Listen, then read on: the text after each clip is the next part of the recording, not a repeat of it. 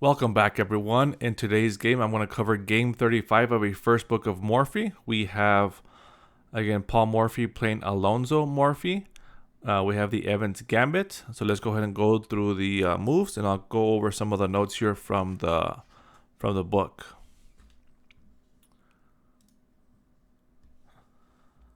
All right, so we have, let's get to the Evans Gambit position.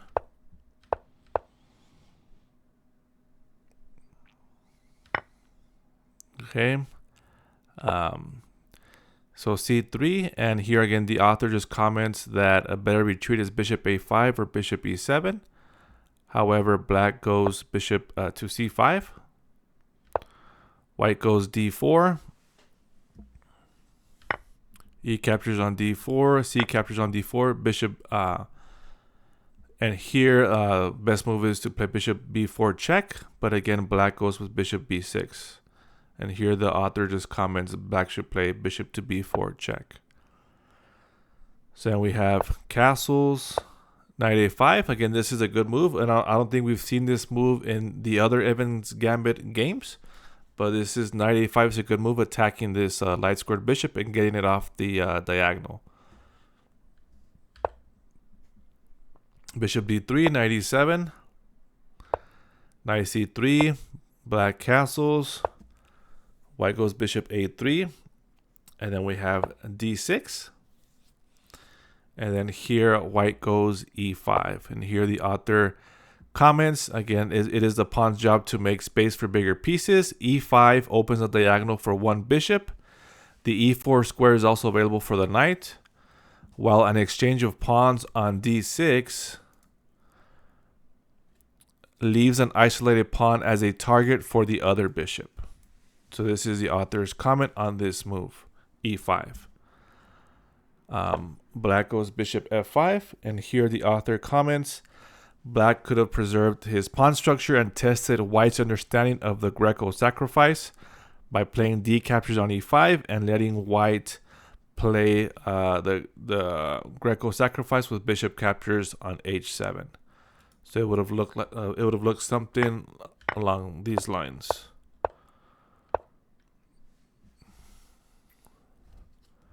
Instead, black goes bishop f5. E captures on d6. C captures on d6, knight e4. And again, this piles on the d6 pawn with two attackers here. And then also knight f6 is a tactic, right? A check. So knight f6 with the check. Pawn captures on f6.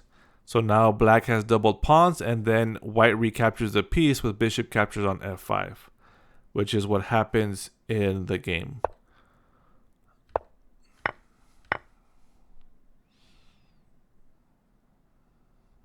Again, here the author comments that it ruins black's pawn structure.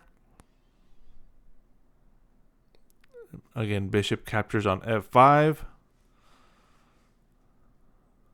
And here the author just gives some different variations.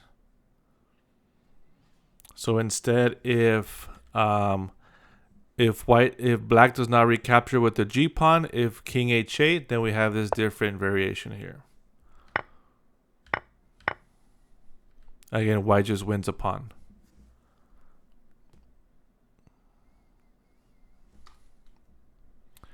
If after king h8, instead of bishop captures on e7, we have white could have also played bishop captures on f5.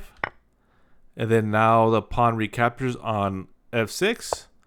And then we have queen d3. So that could have also been a possibility.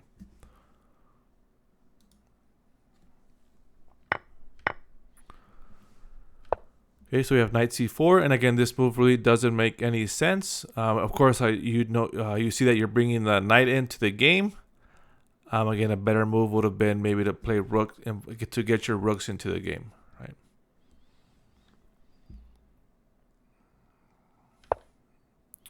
And again, white goes rook e1, queen d6, and now in order to conduct your attack, again, simple would be to play knight h4, and then queen h5, right, to start the attack. Now again, you could go queen to g4 first to check the black king. However, white goes a different way. He goes knight to e5. And again, just the author comments that knight to h4 with queen g5, or queen g4, queen h5 would be a better way to conduct the attack. F captures on e5, then we have queen g4 check. And again, white checks the black king first, so the black king can go to the corner. If white goes queen h5 first, then black can play rook e8. And now if we check the black king can run to f8 and maybe escape through these squares. So that's why white goes queen g4 first. Now king to h8, and then now queen h5. So we have the same position, but except the king is now on h8.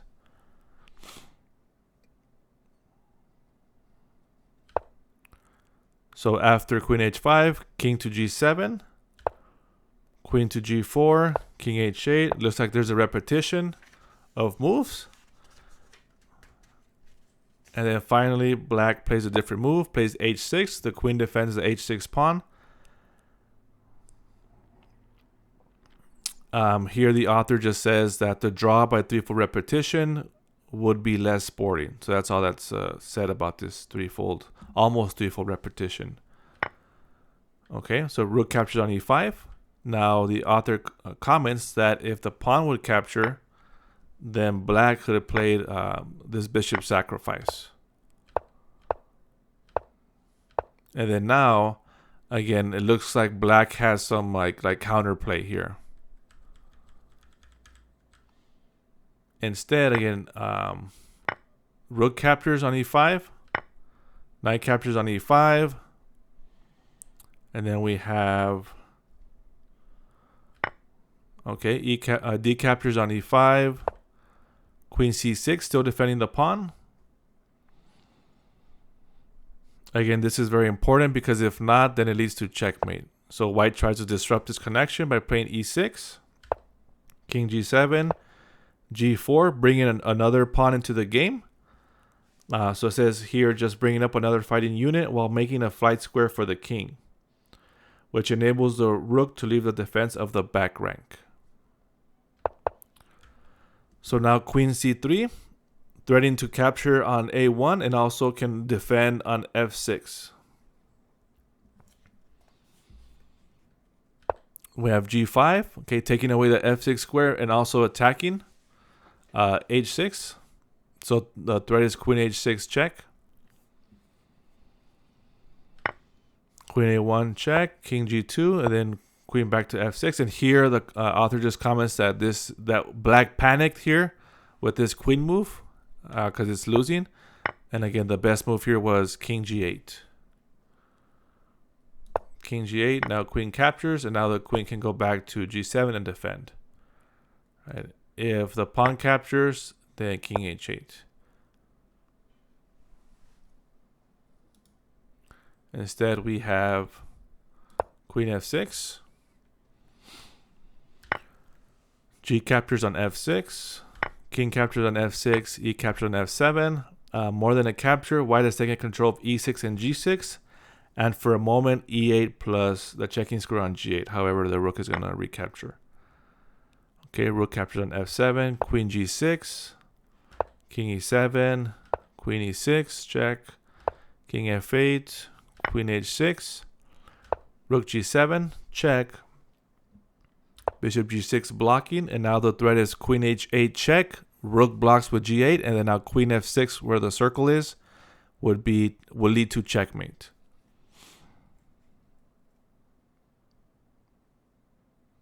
Okay, so next we have king g8, h4, bringing the other pawn into the game. The race to bring the most new force into the game is often won by the side who pushes his past pawn. So now it becomes a pawn race.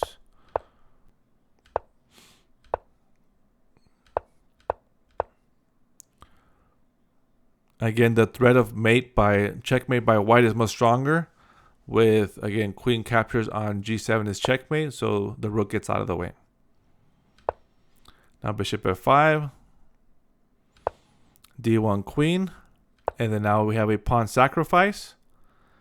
When the rook takes, he's going to be blocked by, the king will be blocked by his own rook.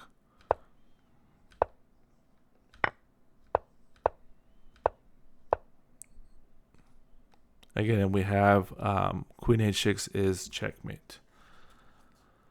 So I'm going to go over, we'll do a little recap quickly here, and I'll go over the some of the key moves here.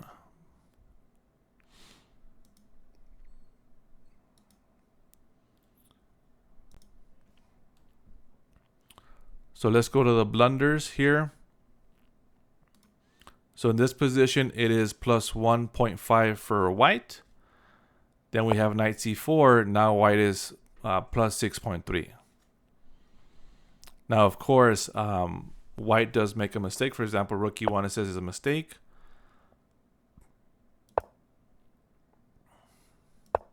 Knight d5 says it's a mistake. Here it gives 0, 0. So the position is equal. Now with knight e5, the best move here was knight d2. And let's go back to knight c4. Here the best move was rook f to e8. And then here's an example of how the game could have gone. Same thing, instead of knight e5, knight e2. And here we have just some computer lines here. g4, now minus 2.4 for black. Queen g5 was the best, the continuation. And then king h8, here the position is equal.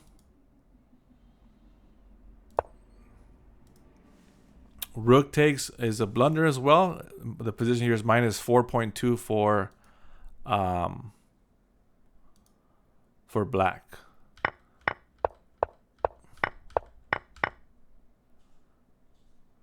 And here the position is 0, 0 equal. Queen f6, of course, is a blunder. Again, it goes from plus 3.1 for white to 1.1 for white. So king f1 was the best move, just getting out of the way of the rook check. Again, it's plus 3.7 for white. Now from an just like a normal chess perspective, we'll just go through this quickly without the engine. Okay, here again, white has control of the center. Now with the knight on a7, now that the bishop is here, right now, black can bring the knight back into the game, right? So let's not forget, when you put your knight out on the corner on the side of the board, make sure you bring it back into the game.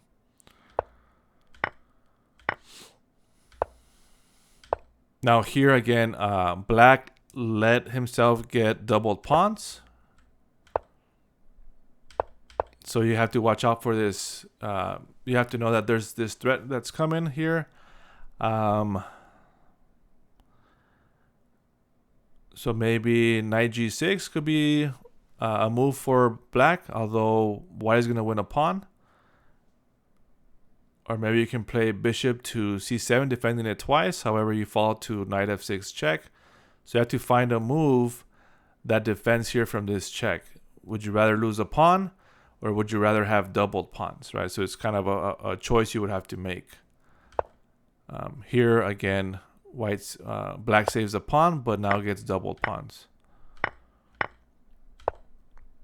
And now here, in order to make room for the king, yes, you have to play rook e8 or rook d8 to get to make space for the black king to escape. Or if you go the other way, let's say you happen to play king h8, right? King h8, and then okay, rook e1, and then now you can play King H8, Rook E1, and now you bring your other rook into the game, and now you're ready to double up Rook G6 and then Rook to G8, right? Can also be an idea.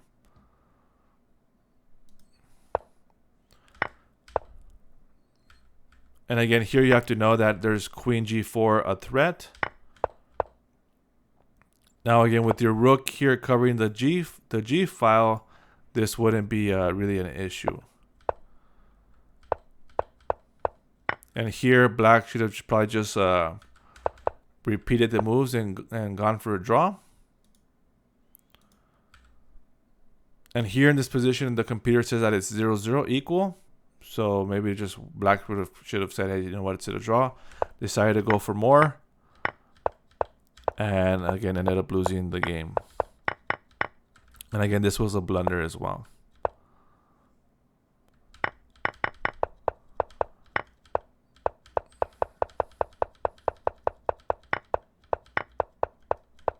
So that is it. Thank you for watching, and I will see you in the next video.